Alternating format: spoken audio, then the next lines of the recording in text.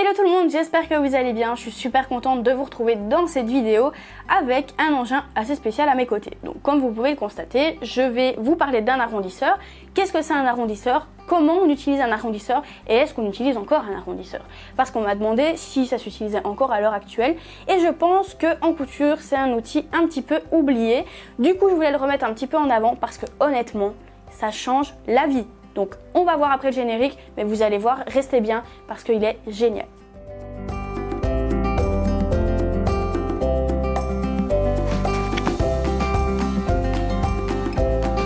Alors, qu'est-ce qu'un arrondisseur? Première question, qu'est-ce que c'est?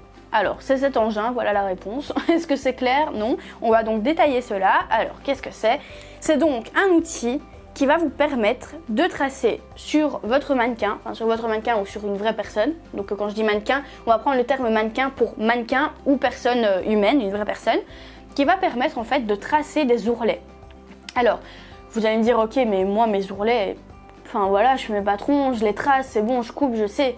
Oui mais non, parce que parfois, on a une robe, devant c'est un peu trop court, derrière c'est un petit peu trop long. Du coup, il faut qu'on la rééquilibre. Donc on la met sur soi. Et grâce à l'arrondisseur, bon moi ici c'est un vieux arrondisseur, du coup il n'a pas de roulette, mais il y a plusieurs modèles d'arrondisseurs, je vous mettrai des photos pour que vous puissiez voir. Et en fait, ce que vous allez faire, c'est que vous allez prendre donc l'arrondisseur, l'adapter à la hauteur. Donc ici, on a une petite vis, donc on va la dévisser, voilà, vous voyez, on le descend, on le remonte. Oh, super.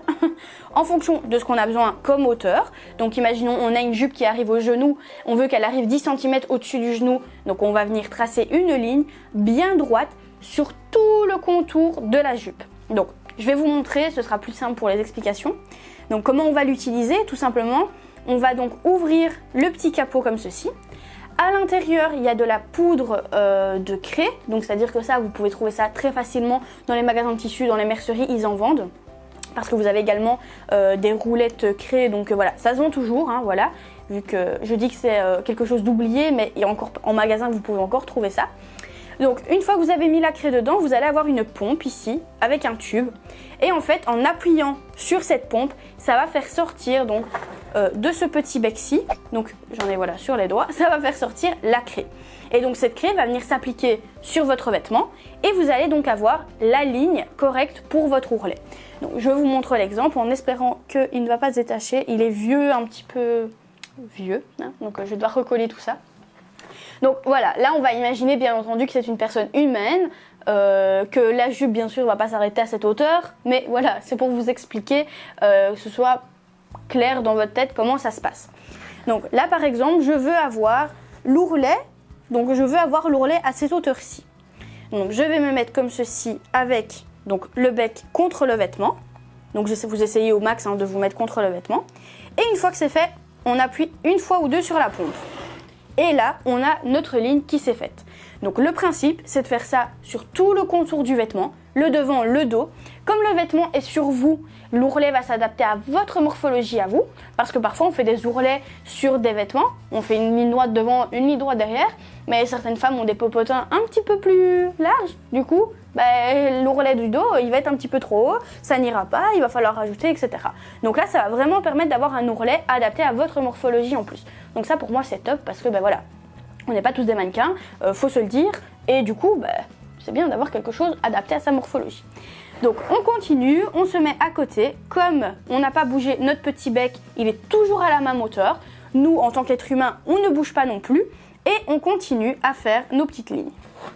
Voilà, sur tout le contour. Bon, je ne vais pas faire tout le contour, vous avez compris le principe. Alors ici, moi, comme je vous le disais, ce n'est pas un arrondisseur sur roulette. Donc en dessous, moi, c'est plat. Donc le mieux à faire quand c'est plat comme ça, c'est d'avoir quelqu'un à côté de vous qui ne fait qu'appuyer sur la pompe. Parce qu'en soi, c'est vous qui allez déjà pouvoir régler la hauteur et l'autre personne va vous aider en appuyant sur la pompe pour pas que vous bougiez. Donc il faut toujours savoir que c'est pas l'humain qui bouge, mais que c'est l'arrondisseur qui bouge. Très important, parce qu'il faut que l'humain reste bien droit, bien statique, comme ça au moins il a vraiment un travail optimal et on est sûr que la ligne, elle sera partout la même.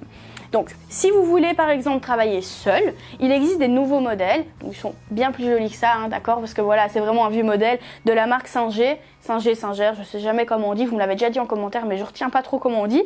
Donc, Il y a d'autres modèles qui sont bien plus évolués, c'est-à-dire ceux avec roulette, ceux avec pas de vis mais une petite pompe ici pour monter ou descendre, quelque chose de plus simple à utiliser. Moi je vous montre ici la vieille technique mais ça revient au même. Et du coup, s'il est sur roulette, ça va vous permettre de le faire seul. Donc c'est-à-dire que vous allez le tenir sur le dessus, on imagine qu'il y a des roulettes, vous le faites juste bouger en essayant de bouger le moins possible votre corps. Et puis voilà, vous appuyez sur la pompe. Encore une fois, je trouve que cette technique est bien quand on est deux. Si vous avez quelqu'un à la maison qui peut vous aider, c'est sympa. Alors, cette ligne, en fait, ce sera tout simplement la ligne de fin de roulet. Donc, c'est-à-dire que vous voulez que votre vêtement s'arrête à cette hauteur. Donc, de cette hauteur-là, il faut encore rajouter votre valeur couture de roulet. 3, 4, 5, 10 cm en fonction du vêtement que vous faites. Donc, bien retenir que ce n'est pas la ligne sur laquelle on coupe. Sauf si vous voulez que ce soit la ligne sur laquelle on coupe, et bien dans votre calcul, donc pour savoir si vous devez le monter ou le descendre, intégrez déjà alors vos valeurs couture. Moi je préfère éviter, je préfère faire la ligne où je veux que mon vêtement se finisse et venir par la suite après rajouter mes valeurs couture. Comme ça je peux toujours modifier mes valeurs couture si j'estime qu'il me fallait une plus grande, une plus petite, au moins voilà, je peux toujours modifier. Donc voilà pour l'arrondisseur, je voulais vous en parler parce que je trouvais ça hyper utile, hyper sympa. Et en fait, pour moi, je trouve que c'est quelque chose qu'on a oublié. Il n'y a plus beaucoup de personnes qui travaillent avec ça.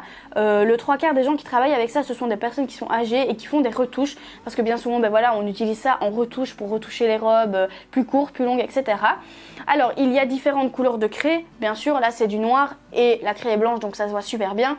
Mais si vous êtes sur du blanc, bien entendu, une craie blanche ne va pas se voir. Donc, vous avez les craies bleues, comme vous avez des craies bleues aussi tout à fait normal, vous savez, ce qu'on utilise à la main. Vous avez plusieurs couleurs justement pour adapter aux vêtements et qu'on puisse voir la ligne sur tous les vêtements. Le but c'est de savoir l'utiliser sur n'importe quel tissu, n'importe quelle couleur. Donc voilà. Pour moi, c'était un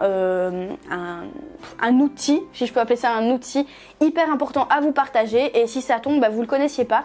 Donc surtout, n'hésitez pas à me le dire en commentaire si vous connaissiez cet outil ou pas. Si vous l'utilisez déjà chez vous, si vous avez un vieux comme moi ou déjà un nouveau sur roulette. Ça m'intéresse vraiment de savoir ce que vous en faites. Vous pouvez utiliser également ça pour les pantalons. Parce que là, j'en ai parlé pour les jupes par exemple ou les robes. Mais ça peut être pareil pour le pantalon. Donc personnellement, je trouve ça hyper utile. Et dites-moi en commentaire si vous trouvez ça aussi utile que moi. Donc voilà, je ne suis pas plus longue, j'espère que cette vidéo vous a plu. En tout cas, si c'est le cas, n'hésitez pas à mettre un pouce vers le haut, ça fait toujours plaisir. Laissez des petits commentaires pour me donner également vos avis. Et si vous êtes nouveau sur la chaîne et que vous n'êtes pas encore abonné, n'hésitez pas également à vous abonner et à cliquer sur la petite cloche. En plus de ça, comme vous le savez maintenant, ou pour ceux qui ne le savent pas, je suis formatrice donc chez Enjoy Couture et j'ai sorti une vidéo récente sur le sur-mesure, donc les patrons sur-mesure. Ici on parlait du sur-mesure en fonction de la morphologie et j'ai sorti également une formation patronage sur-mesure, donc n'hésitez pas à aller checker dans la barre d'infos. Je pense que ça peut vous intéresser aussi. Le sur-mesure à l'heure actuelle c'est génial parce que souvent en magasin on trouve des vêtements qui vont pas du tout aux morphologies. Moi par exemple je rentre dans des cabines avec 15 vêtements et j'en sors avec un. Donc voilà, n'hésitez pas à nous suivre, moi je vous fais plein de gros bisous et je vous dis à bientôt dans une prochaine vidéo. Salut!